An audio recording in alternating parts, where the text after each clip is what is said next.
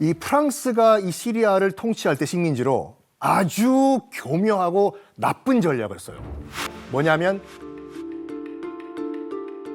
소수파에게 권력을 줘가지고 다수파를 지배하게 만들어요. 위험하지. 지금 보시는 것 같이 시리아의 그 주요 종교 구성은 다수파, 이제 수니파가 74%고, 그리고 지금 알 아사드 정권은 소수파예요. 소수파인 알 아사드 정권에게 권력을 줘가지고 네가 74%를 깔아 뭉개라 하다 보니까 내가 살기 위해서는 74%를 강력하게 철권 통치를 해야 되는 상황이 된 거죠. 자, 2차 대전이 끝난 다음에 1946년도에 이제 시리아도 프랑스로부터 독립을 합니다. 근데 또 프랑스가 약간 안 좋은 시를 남겨두고 갔어요. 뭐냐면 군권은 계속 소수파인 시아파에게 맡겨두고 간 거예요. 그래서 역대 시리아의 국방장관들은 다 시아파가 차지하게 돼요. 굉장히 기형적인 구조가 되는 거죠. 그래서 1946년도에 소수파가 다수파를 찍어 누르는 가운데 독립을 했지 않습니까? 네. 이게요, 거의 매년 쿠데타가 발생을 해요. 대혼란의 시기가 다가옵니다. 자, 이런 대혼란기 가운데서 체즈 아사드가 당시 시리아의 국방장관이 돼요. 국방장관이 되자마자 어떤 일이 발생하냐면 바로 짜잔, 67년도에 3차 중동전쟁이 발생합니다.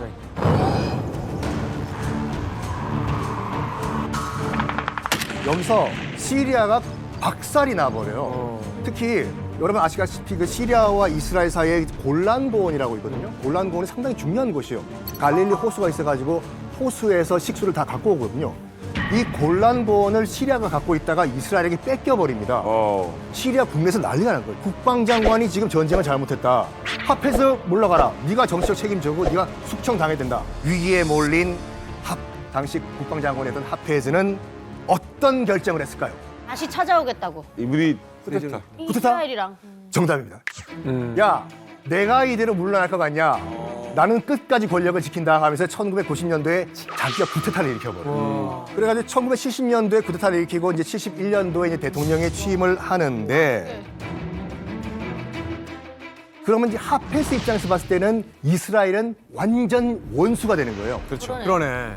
그때부터는 타도 이스라엘 하는데, 자, 나에게 군사력을 좀 빌려달라. 누가 감히 빌려줘요? 그럼 적이 되는데. 하페스가 주목했던 한 나라가 있었습니다. 바로 소련. 당시 소련이요. 지금 여러분 그 소련사 공부하실 때, 러시아 공부를 하실 때 이것만 보시면 돼요. 러시아가 땅덩어리는 크지만 바다로 나갈 수 있는 구멍이었거든요. 그래서 이거를 하페스가 파악을 한 다음에 뭐 하냐면 소련 지중해 연안에 있는 타르투스라고 하는 항구를 군사 항구로 제공을 하겠다. 그 대신에 군사 지원을 해달라라고 맞디를 얘기를 해요. 그래가지고 둘이 손을 잡습니다. 자, 그런 가운데 이 시리아는 군항뿐만 아니라 지금 보는 것 같이 흐메이민 공군기지라는 공군기지까지 지금 제공하는데, 이번에 그 아사드가 러시아로 도주를 하는 과정에서 이 공군기지를 이용했다는 설도 있죠. 대선에. 예. 그리고 또 바샤르 알 아사드 독재 정권이 무너지면서 이와 동시에 시리아 주재 북한 대사관 그 직원들도 러시아가 흐메이민 공군기지를 통해서 이제 빼돌려졌다. 예, 이런 뉴스도 또 나왔습니다. 이번에요? 예, 이번에. 그럼 소련이 군사와 그다음에 재정 지원을 해줘야 될 거 아니에요. 네. 근데 소련도 머뭇거려요. 왜? 왜냐하면 2차 중동전쟁 1956년도에 있었던 2차 중동전쟁 때 소련이 중동 문제에 잘못 섣불리 개입했다가 핵전쟁이 일어날 뻔하거든요. 그래가지고 간접적인 지원만 해줄 테니까 우리는 잠깐 나중에 발을 빼게 돼요. 자, 근데 지금 그 어떻게 보면 시리아 입장에서 봤을 때 약간 내가 지금 뒤통수 맞았나? 섭섭했겠죠. 아니, 군함과 공군기지를 제공했는데 뭐 간접적인 군사 지원? 소련도 약간 미안했나 봐요. 됐고, 그러면 내가 좀 더 좋은 사람 소개시켜줄게. 네. 이리 와. 소개팅해. 앉아봐. 이쪽은 하페즈라고 해.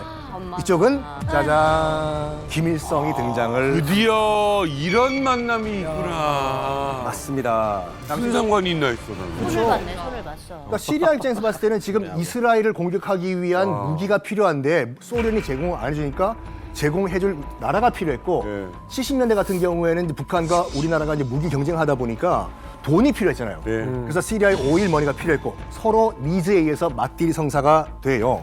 자, 어쨌든 간에 처음에는 북한이 재래식 무기만 제공을 합니다. 그러는 과정에서 1973년도에 4차 중동전쟁이 발생하는데 이때도 시리아가 대패를 해요. 여기서 하페즈가 아무리 봐도 이스라엘에게 큰 타격을 입힐 수 있는 한 방이 필요하다. 벌침으로 쏘는 독침 작전이라고 하는데 아, 뭐냐? 스커드 미사일 장난. 아, 스커드 미사일 장난. 아. 그러니까 스커드 미사일과 화학 무기를 달라라고 김일성한테 제안을 해요. 줄 것인가? 김일성은 오케이. 주겠다. 맞습니다. 아, 우리 할아버지를 찾아와서 1974년도에 같이 밥 먹고 박수도 하고 사우나도 가고 내 사진에서 다 봤어.